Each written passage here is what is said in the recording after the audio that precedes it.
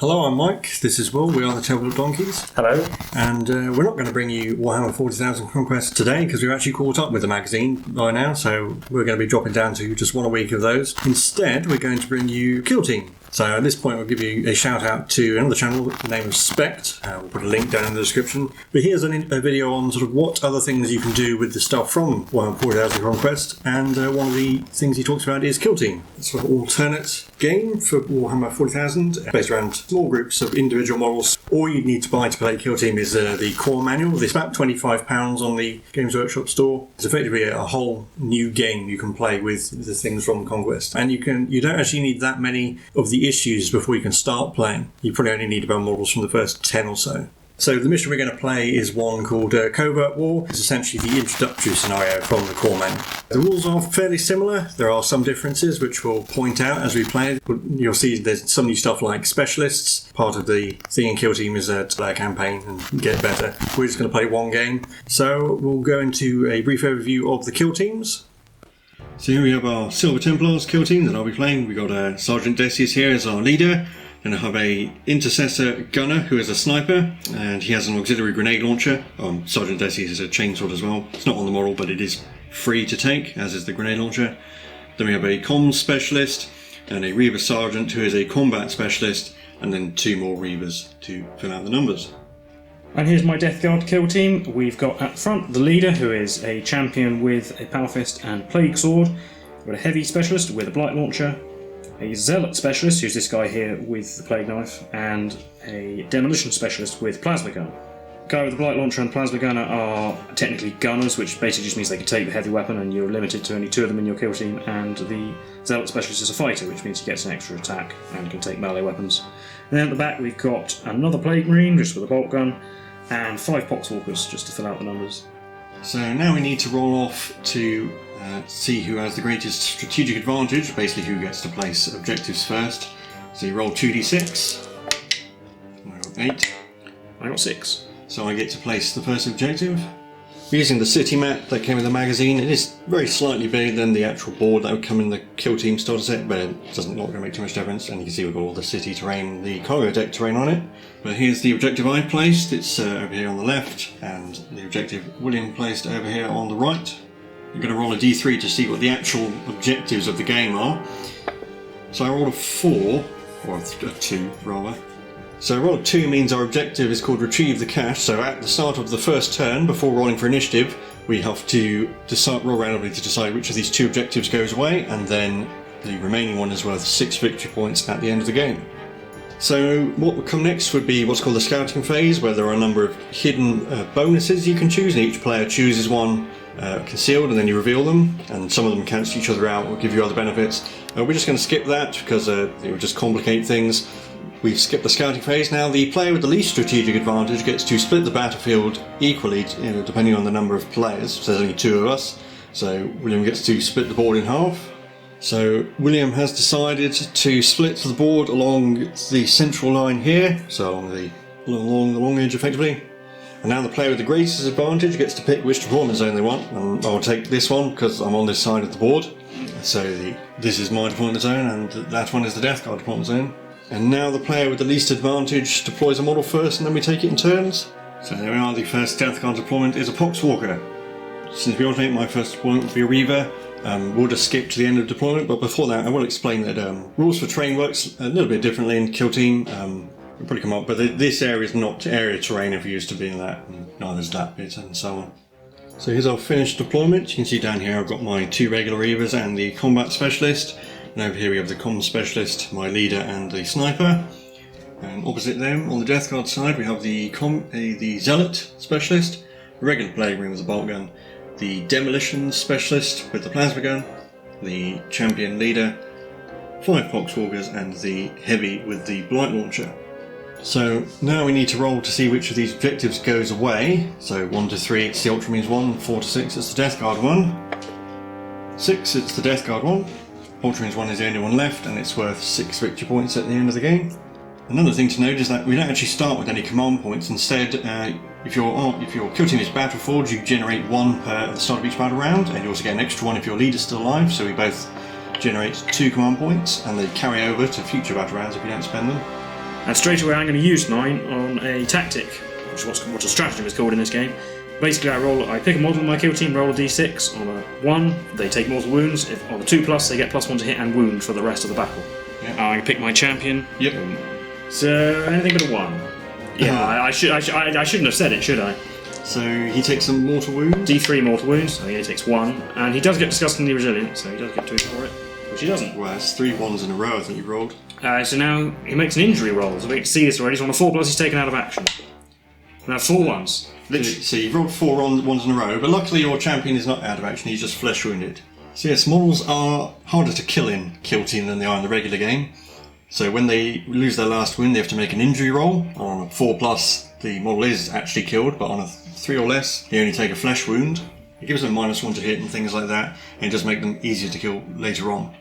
So the Death Guard leader starts with a flesh wound. Yes. Yeah. So with that excitement, we start battle round 1, so instead of taking in turns, it's actually sort of a combined turn. So first off, we have to roll for initiative. 5. 12. Oh, there you go. So I get the initiative. So now William gets to move all of his models, and then I move all of my models. We're going to start by advancing the champion. Sorry, we didn't catch it on camera, but I did actually roll 6, so he can go up to 11 inches. So they're still abysmally slow, but I'm just going to tuck in here behind this box. Yeah, and then we'll put a token down, so that says he's advanced, so we don't forget. I'll advance all the Poxwalkers next as well. I'll just, from your point of view, going left to right, I'll just roll them all at once, because... So we've got 4, 1, 5, 2, and 3. This one's going to move over the pipe, and like in the main game, you just subtract the distance up and down from its move, so... And then, yeah, as before, put tokens on them just so we don't forget. This Plague Man here will just move up there. The Zealot Specialist is also going to advance. I call him a veteran, am I call him? He gets to go an extra 3 inches. It's enough to get him there. And then the Bolt Gun's going to move there, and the Plasma Gun is going to just tuck in like that. And that'll be it for my movement. Nothing too exciting happened in my movement phase. The trio of Reavers moved up, so they can all see the Blade Ring Champion. So your Comm Specialist has moved down here to be obscured a bit by the Tank Trap. And the other two, the Leader and the Sniper, have moved down here. So now we're on to the shooting phase, which again works slightly differently. We first off, one of the things you could do in the movement phase is ready a model, in which case the model doesn't move at all, but get to shoot first in the shooting phase. We have no ready models, so what we do is we take it in turns. So William gets to pick first because he had initiative, and we alternate who shoots. I'll start with my Plasma Gunner. He's going to shoot at your Sniper Specialist over there before he gets shot back. Yep. Now I'm over 12 inches away, which is half the range of the weapon, so I won't get rapid fire, and also -1 to hit because it's what's called long range. Yes, and Death Guard do not get any extra will advance in Kill Team. And he also gets -1 to hit for the fact that he's obscured, and he's actually obscured by my model because he's in the way, and I can't see the whole model from my point of view. Yes, and if any part of the model is obscured by intervening terrain or other models, the shooter gets -1 to hit. And I won't supercharge it, so we will be hitting on a 5 because -2, so it missed on 4. So I will point out, even though William didn't supercharge it, that plasma guns only explode on an unmodified roll of 1 in Kill Team as well. So even though he was at -2 to hit, he wouldn't have blown up if he rolled a 3. So I get to pick who to shoot next. I'm going to pick the Sniper Specialist. He's going to fire his grenade launcher at the plasma gunner, because that has a 30-inch range. I'm also going to use the Comm Specialist ability, which lets me pick a model. Choose a model to shoot in the shooting phase, and it's within 6 inches of the Comm Specialist. He can give that model +1 to hit. So I'll give that to the Sniper. I am just within 15 inches, which is my optimal range, so I'm not at long range, but he's obscured. So it all cancels out, so I've got 1 shot hitting on a 3. And re-rolling 1s because I'm a Sniper. I hit, wounding on a 3 because it's strength 6. I'll spend a command point actually to re-roll that because I want to get rid of your plasma gun. I wounded. Yep, so armor saves work the same way as normal, so it's just been -1, and I've made it. Yeah. 6. But you do not get an increased armor save for being in cover. No. So that was my pick. Now the Death Guard gets to pick next. Yeah. I'll do my Blight Launcher next. He's going to shoot at the Comm Specialist, who is the only model you can actually see, just about. We are more than 12 inches away, so that's going to be long range again, and -1 to hit for being behind cover. But it does a 2-shot still, being a Blight Launcher, so these are hitting on 5s. That's 1 hit. It wounds on a 3, as it normally would. It did. And I have a 5+ armor save, because I don't get the benefit from cover like we normally would. I will actually re-roll that, just to try and save my specialist. Oh, it worked. So yeah, I'll just interject here to say he shouldn't actually have been allowed to do that, as in Kill Team you're not allowed to use the same tactic twice in the same phase. This restriction does exist in the main game of Warhammer 40,000, but only in match play. But what we forgot is that in Kill Team, it applies all the time, not just in match play. If anything, what we're doing here is probably open play, so that's why we forgot. And so I'll pick my leader to shoot next, and he'll also shoot at the plasma gunner. So he's within 15, but the target is obscured, so I have 2 shots hitting on 4s, 2 hits, and wounding on 5s. 2 wounds. Minus 1 armor save. Yep. So 4+, make 1 failed one. And I do get disgustingly resilient. So 5+, nope. So now I have to make an injury roll. So normally on a 4+, the plasma gun is out of action. On a 3 or less it's a flesh wound, but he is within an inch of the cover that's concealing him, so I get -1 to this roll. So on a 5+, he's out of action. On a 4 or less, he's a flesh wounded. Oh. But he's out of action. So I've only got 1 model left to shoot, which is this bolt gun here. He's going to shoot. I suppose he'll shoot your comms specialist. He's obscured, whereas your leader isn't, but comms specialist hasn't shot yet. So the 1 shot hitting on 5 at this range. Nope. So next I'll pick my comm specialist to shoot, and he's just within 15 inches of the blight launcher heavy, so I'll shoot at him. Once again, I've got 2 shots hitting on 4s, 1 hit this time, and wounding on a 5. Nope. So there's no more Death Guard to shoot, so I've just got my 3 Reavers left. So I'll start with this one here. He's going to shoot at the Death Guard champion. So he's at long range because pistols only have 12 inches, and he is obscured by the cargo container. So I've got 1 shot hitting on a 5. Nope. Then I'll do the next Reaver along, also hitting on a 5. Nope. And finally my combat specialist hitting on a 5. Yes. Wounding on a 5. No. So that's the end of the shooting phase, and there is no charge phase in Kill Team because you actually charge during the movement phase. And obviously, since there's no one in melee, there's no fight phase, so it's just the morale phase. In the morale phase, first off you remove any shaken tokens, but none of our models are shaken. We'll explain what that is when it comes up. And any models that are flesh wounded have to take a nerve test with various modifiers, so you get -1 to your nerve test for each model from your Kill Team that is shaken or out of action, but you get +1 for each friendly model within 2 inches. So, normally the champion, he is flesh wounded, so he would have to take a morale test, but he only has -1 for the 1 model that's out of action, so he couldn't possibly fail because he's leadership 8. And that will be the end of the battle round, and we'll head into battle round 2. So, first thing that happens in the battle round is we generate command points, so we both get 2, one for having a Battleforge Kill Team and 1 for our leader, and then we roll for initiative again. Oh, I think I got 12 this time. Oh. So one thing to point out that we actually forgot, because you see already we made a mistake, is that pieces of terrain that are 1.5 inches high and 1.5 inches wide, you can actually ignore for the purposes of moving over them, so they don't actually have a penalty. It's only tall stuff like the cargo containers that you actually have a penalty for moving over, so you shouldn't technically get a penalty for moving over these pipes. Yeah, it's an advanced rule. It's in the advanced rules section, but it seems logical and easy enough. It doesn't. It wouldn't have made any difference for those poxwalkers anyway, because I don't think you were going to move them out. No, I was going to stay where they were. So in my movement, the 3 intercessors are just going to all move normally to congregate behind this tank trap. Now, some of the Reavers are actually going to declare a charge, which you do during the move phase, as I said before. So this Reaver on the end will declare a charge on that Poxwalker there. The closest one, this one? Yeah. Okay. So before I roll, the Poxwalker gets to react. So we've seen Overwatch works as it usually does, although models that have advanced can't Overwatch and things like that, or back can't Overwatch. Yeah. But you can also choose to retreat, which lets you move 3 inches away from the charging unit. Yeah, in any direction. It means you can't do anything further in the turn, but I am going to retreat, and I'm going to retreat in here. It might make your charge an inch or 2 harder, but... My distance is an 11, so that's definitely enough. Yeah, so due to the fact that the Poxwalker's retreated in here, and I'm not allowed to get within an inch of any models I didn't declare as a charge target, the Reaver cannot actually fit in there to fight the Poxwalker. So even though I failed the charge, I can still choose to move up to the distance that I rolled, but I have to get as close as possible to the target. But I'm not going to do that because that Reaver would end up in the open. He'd end up over here, basically. So that also means that this Reaver cannot react if he gets charged. I'll do my combat specialist next.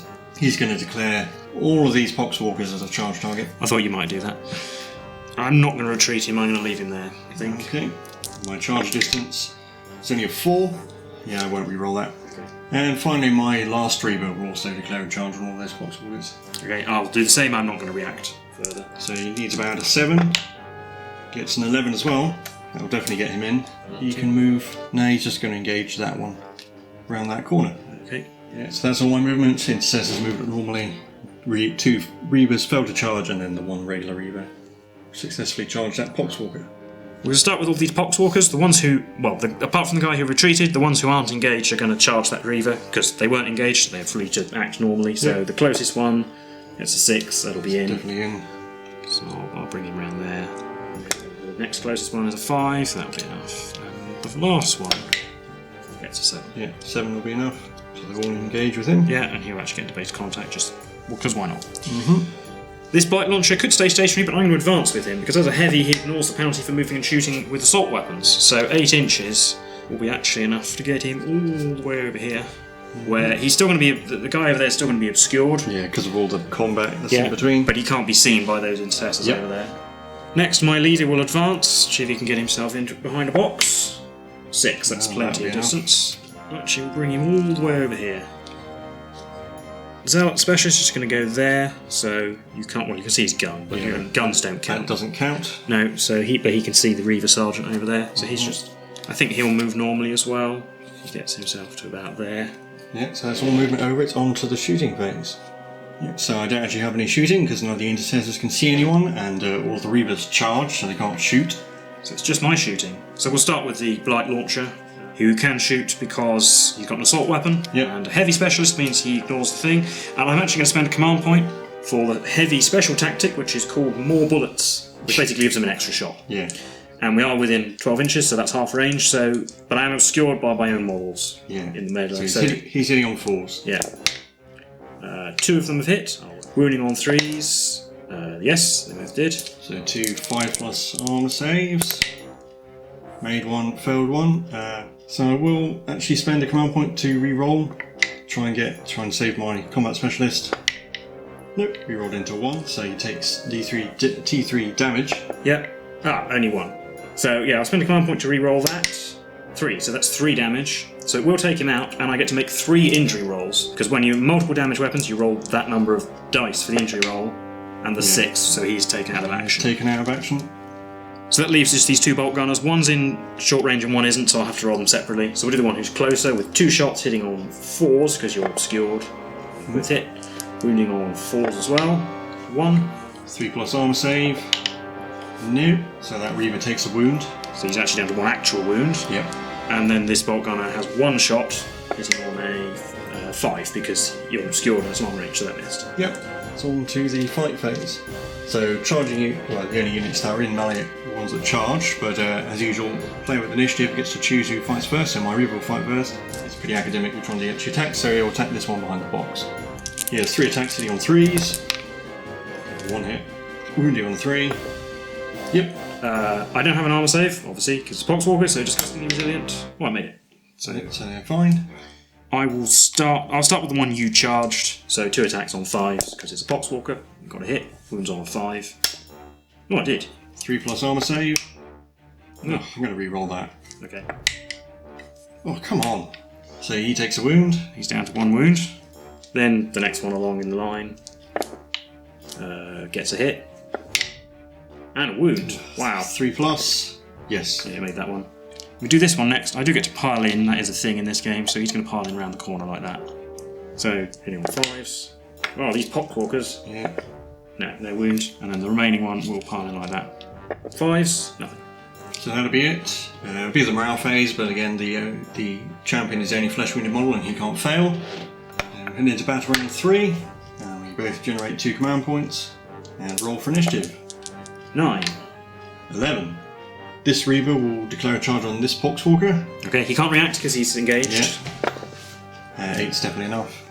So there, the Reaver has completed his charge, and the 3 intercessors are just going to move along there 6 inches normally. I'll start with my champion. He's going to charge both of these Reavers. The closer one just in case I roll terribly. 5. We'll see. So I'll go there. So he is within an inch. I'm going to move the Blight Launcher over here. This Poxwalker would just charge the front Reaver like that, so 12. Yeah, he's in. Well, he could actually go all the way round, but he can get within an inch if he just slots in there, like that.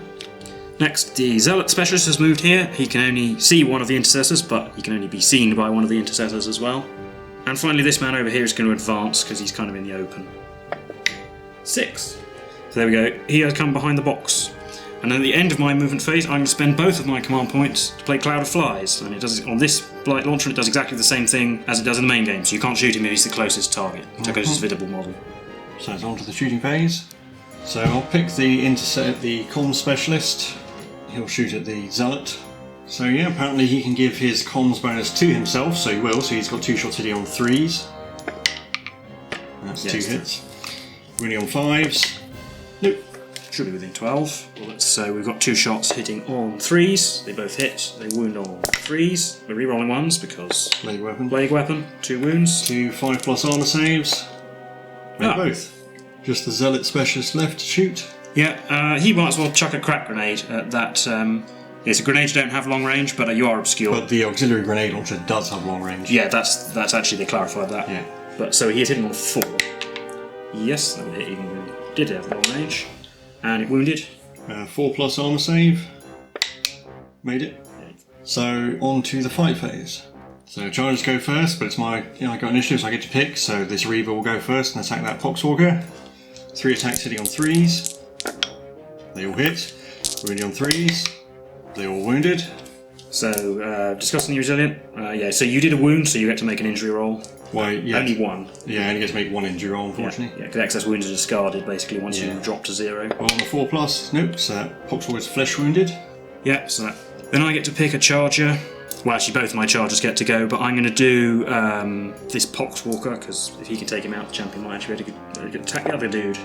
Not with rolls like that, he won't. So now the champion has 2 attacks on 4s, because he didn't gain the thing. Oh, actually, we should point out, he has a flesh wound, which normally would give him -1 to hit, but Space Marines, including Chaos Space Marines, ignore the first flesh wound from... Yeah, they have because of their transhuman physiology. So he's still hitting on 4s.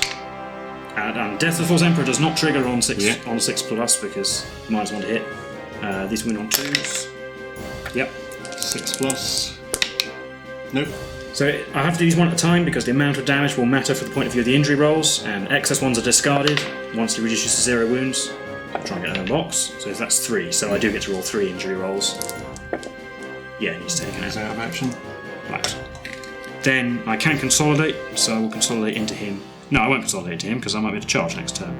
Onto normal people, that's just my Poxwalkers, but all of them are out of an inch of someone, and none of them were charged either. So if you are charged, you can still fight, but none of them were. So it's just the guy in there who is on a flesh wound, which means he's -1 to hit, so hitting on 6s. Well, you got to hit. Wounding on a 5. No. And at the end of the fight phase, I will actually spend 2 command points to play Honour the Chapter. Which allows me to pick a model that has fought and it gets to fight again, so that Reaver gets to attack that Poxwalker again, see if I can kill it. Yeah. That would leave him unengaged. Might be able to move away.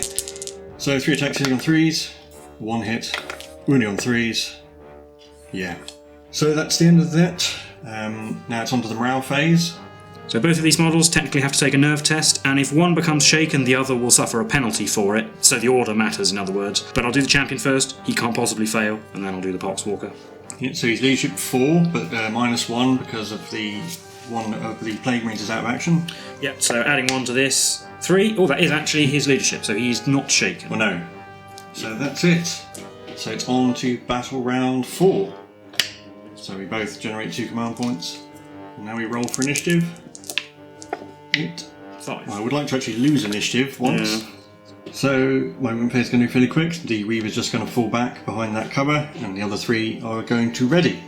So I've readied the heavy over here with the Blight Launcher, and this Zealot Specialist will charge your Comms Specialist, who's over there. So I get to Overwatch.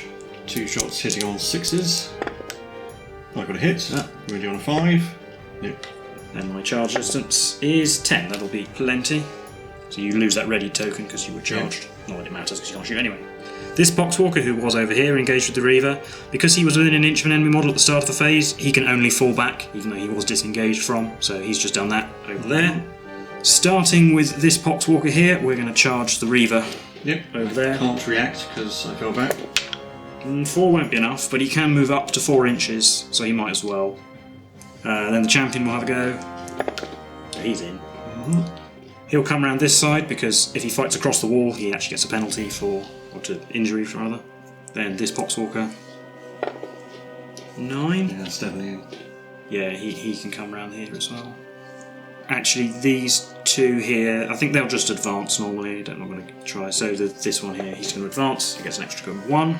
Come around here, and the other one, extra 4. Around here. Then finally, this Plague Marine has come around here, just moved normally. And then at the end of my movement phase, I'm going to play Cloud of Flies again on this Blight Launcher. So we will.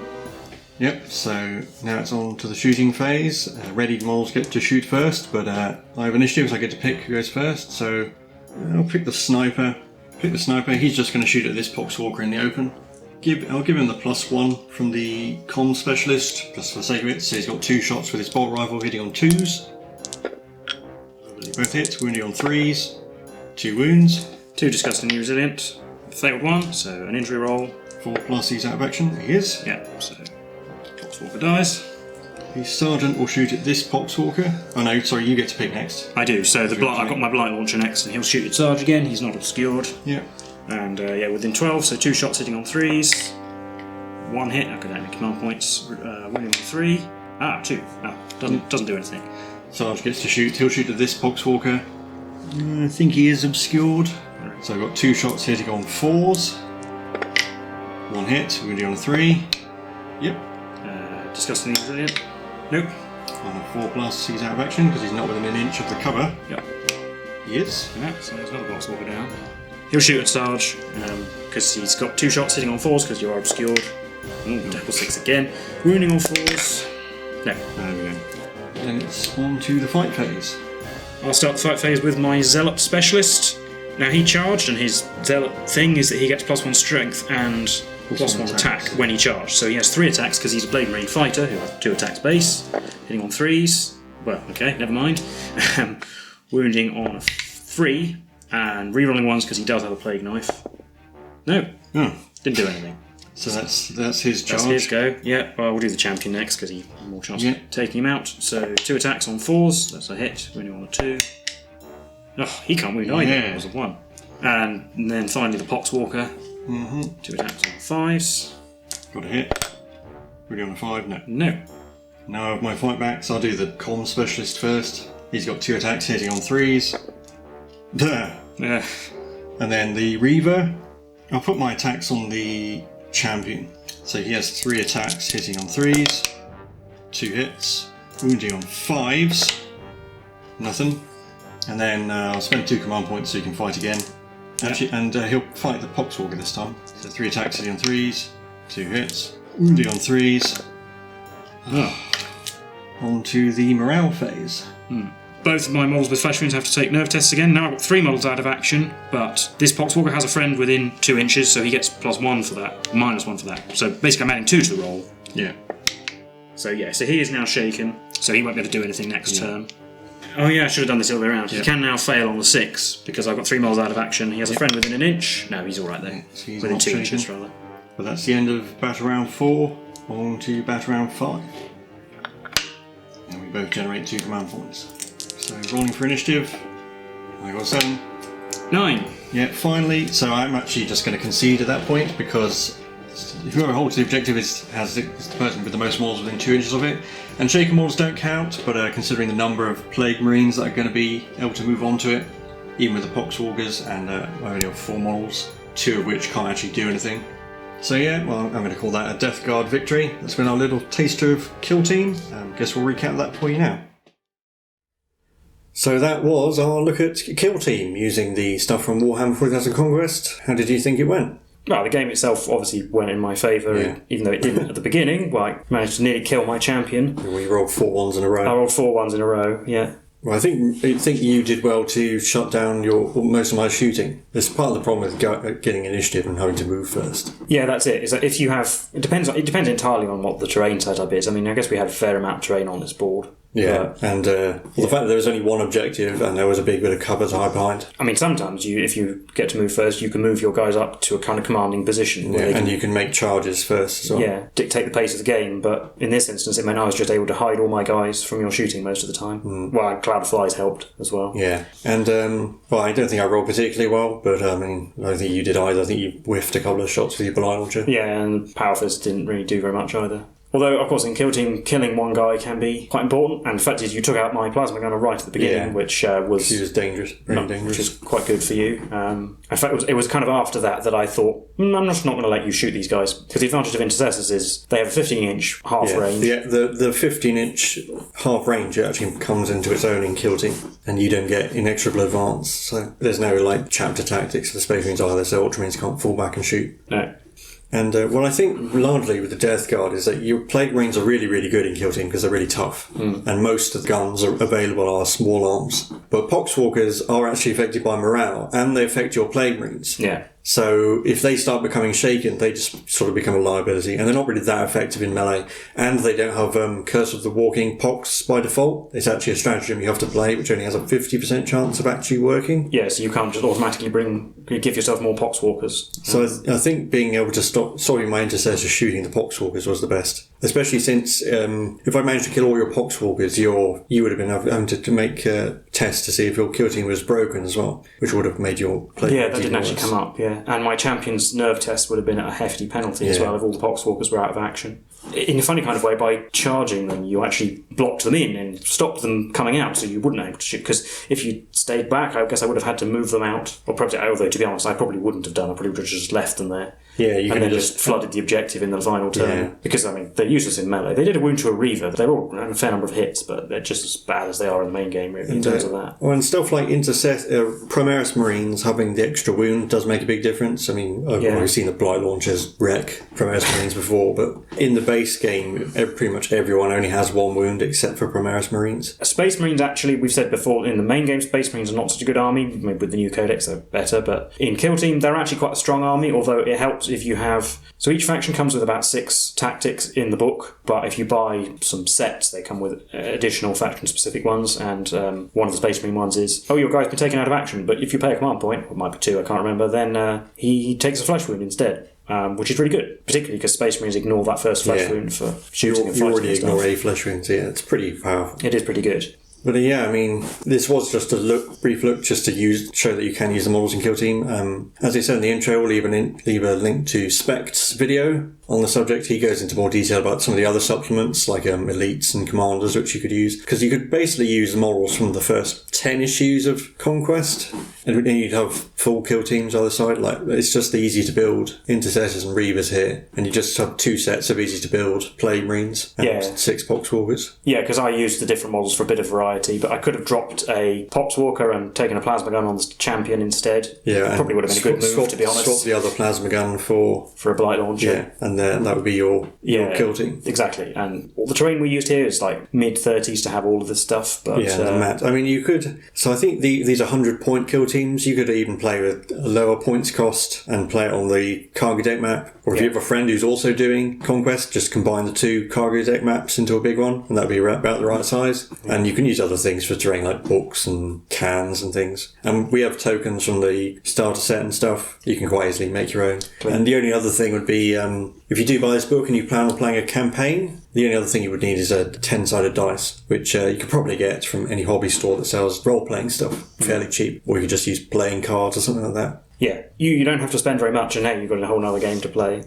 And again, in Spekt's video on this, he goes into more about the kind of hobby side. It's actually a good way to... You can go down to your gaming store and play games of this. They take an hour or so. And Kill Team is quite a good entry point for people, because it's only a few models aside. If there's a faction you like the look of, but you don't want to start a whole new army for it, Kill Team's sort of made for that. For a while, they were intro boxes where you get an infantry squad and some terrain and a load of stratagems and stuff. But I couldn't find those on the Games Workshop store, so I'm not sure if they're actually still on sale anymore.